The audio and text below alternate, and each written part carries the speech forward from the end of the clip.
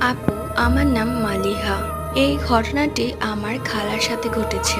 আমার খালা যখন 7 মাসের প্রেগনেন্ট ছিল, আমার আঙ্কেল বেশিরভাগ সময় দেশের বাইরে থাকতো। তাই আমার খালা একাই বাড়িতে থাকতো। অবশ্য আমার আম্মু আমার খালার বাসায় গিয়ে থাকতো যখন আমার আঙ্কেল থাকতো না, কিন্তু সব সময় যাওয়া তো সম্ভব না। এমনই একদিন ভরা সন্ধ্যার সময় আমার খালা ছাদে গিয়েছিল কাপড় আনার জন্য। এরপর আমার খালার গায়ে একটা বাতাস লাগে।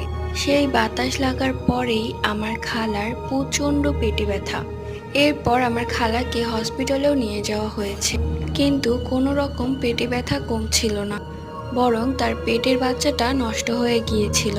এই জন্য আমার খালা এখনো আফসোস করে কেন সে সেই সময় ছাদে গিয়েছিল।